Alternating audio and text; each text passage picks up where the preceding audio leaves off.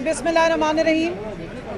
आज दूसरा दिन था हेयरिंग का सुप्रीम कोर्ट में 13 रुकनी बेंच में। बहुत ज़बरदस्त दलाइल भी हुए, कमेंट्स भी बहुत ज़बरदस्त आए और मैं इस बात पे एज ए एप्लीकेंट या आप कहेंगे पटिशनर, इस बात से मुझे खुशी हुई कि सुप्रीम कोर्ट को हर मामले का इदराक है। कितने फाजिल जजेस बैठे हैं, उनको ये बात मालूम है कि अगर सवाल उठाए जाते हैं कि इलेक्शन कमीशन के सामने ये क्यों नहीं रखा। एक मौका है आप लोगों में से जिसने कवर किया होगा कि इस बात पे बहस हो रही थी कि अगर बल्ले का निशान छीन लिया गया था तब भी पीटीआई के कैंडिडेट्स जाकर इंडिपेंडेंटली बल्ला ही मांग लेते दोबारा। तो उस पर हमारे जैसे जो कैंडिडेट्स हैं जिन्होंने इलेक्शन लड़ा है वो खासे मुस्तरफ थे। और मैं यहाँ ये बात ज़रूर बताना चाहती हूँ कि इलेक्शन कमीशन ऑफ पाकिस्तान की वेबसाइट पे आज भी वो सिंबल्स वाला उनका वो जो पेज है वो अगर अपलोडेड है तो वो ज़रूर देखना चाहिए कि वहाँ पे बल्ला मौजूद ही नहीं था। और जो आज़ाद उम्मीदवारों के लिए जो सिंबल्स रखे गए थे उनमें जो सबसे बेहुदा किस्म का सिंबल था जो एक रूरल इलाके में मुझे दिया गया वो रोलर कोस्टर था। और ये भी मैं बताना चाहती हूँ कि लाहौर हाई कोर्ट की जो भावलपुर में सीट है जिस पे मैंने जाके जिस वक्त दरख्वास्त डाली तो आरओ ने मुझे ये कह दिया कि आप क़यामत तक भी अगर ये केस लड़ेंगी तो आपका सिंबल चेंज नहीं होगा। लेकिन बहरहाल जस्टिस अतर मिनल्ला साहब ने, जस्टिस मुनीब साहब ने, जस्टिस मंसूर साहब ने और बाकी तमाम दीगर फाजिल जजेस को पूरा इदराक है। बिलखसूस अतर मिनल्ला साहब ने कमेंट्स किए। पीटीआई के जो कैंडिडेट्स के साथ जो सलूक होता रहा पूरे इलेक्शन में उसका आज एक रीकैप हुआ तो हम थोड़ा सा दिली तौर पे आज दुखी भी हैं। लेकिन ज़रूरत इस बात की है कि इलेक्शन कमीशन के रोल को ज़रूर आइडेंटिफाई करना चाहिए। उसके मुख्तलिफ नोटिफिकेशंस का रिव्यू किया गया है और आगे भी होगा। और मुझे पूरा यकीन है कि इलेक्शन कमीशन का जो रोल इस पूरे इलेक्शन में रहा है, जो 8 फरवरी को 2024 से पहले और 8 फरवरी 2024 के बाद, उसको जरूर देखेगी।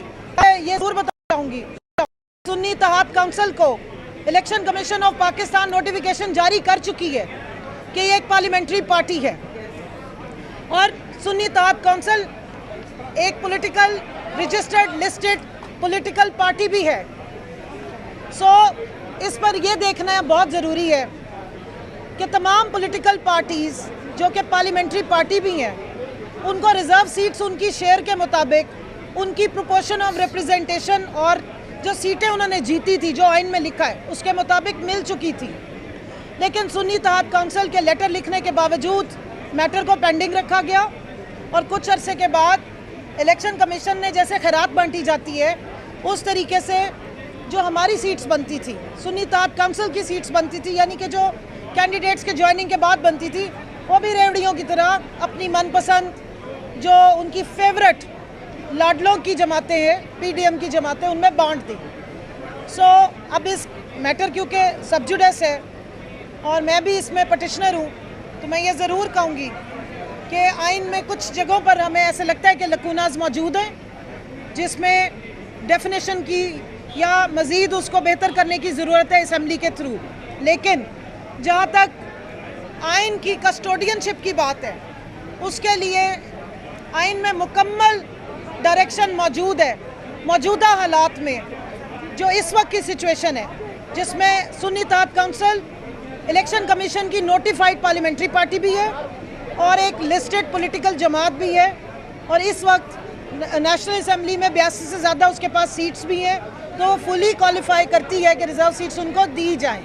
इसके अलग से मफरूज़ों पे जो सवाल जवाब हो रहे थे वो हमने भी लिख लिए। इंशाल्लाह जब जाएंगे असम्बली में तो इन मफरूज़ों को ज़रूर एड्रेस करेंगे कि लेकिन इस वक्त जितनी बात हुई है वो फैक्चुअल है, वो मौजूदा हालात के मुताबिक है और प्रेजेंट सिचुएशन के मुताबिक है। मेरी अब आपको शायद मालूम हो गया होगा कि मज़ीद टाइम के लिए अगली हेयरिंग 24 जून को 9:30 बजे आला अदालत ने टाइम दे दिया है जिसमें हमारे जो फैसल सदीकी साहब को 1-1.5 घंटा दिया है और उसके बाद हमारे जो सलमान अकरम राजा साहब हैं, बैरिस्टर साहब, वो भी आर्गूमेंट करेंगे और बाद में जो है वो इलेक्शन कमीशन जितने सवालात उस पर फाजिल जजेस उठा रहे हैं, उम्मीद है कि वो कंक्रीट रिकॉर्ड के साथ आके शायद सच बोलने की कोशिश करे।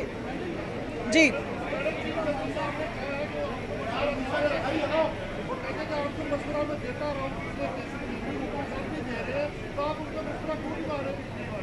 मशवरा मान लिया, लेकिन थोड़ा सा मशवरा और थोड़ी सी ताकीद इलेक्शन कमीशन को भी दे दे, जिन्होंने 3 महीने से हमारा केस काबू किया हुआ है, जिनको एक एक घंटे में वो लोगों के नोटिफिकेशन निकालते हैं और हमारे 3 महीने में भी नहीं निकाले।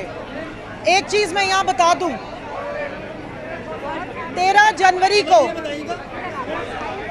जनवरी को जब हमारा बल्ला छीना गया था, तो ये ज़हन में रखिए। आइए आ जाए, मैं इतना ज़रूर बताऊंगी कि 13 जनवरी की रात को जब बल्ला चला गया, तो बतौर ख़वातीन के राइट्स के हर पॉलिटिकल पार्टी के ऊपर ये ऑब्लिगेशन होती है कि अगर उसने अपना सिंबल कंटिन्यू करना है तो 5% ख़वातीन को कंटेस्ट करने के लिए डायरेक्ट इलेक्शन की सीटें ख़वातीन को दी जाती हैं। बल्ला छीनने के साथ साथ हमारी ख़वातीन से वो 5% डायरेक्ट इलेक्शन कंटेस्ट करने का राइट भी छीन लिया गया था। रिजर्व सीट्स तो हमारी छीनी गई थी। 5% हमारा जो कोटा था ख़वातीन को डायरेक्ट इलेक्शन में सीट्स की एलोकेशन का पूरे पाकिस्तान से, वो भी छीन लिया गया था।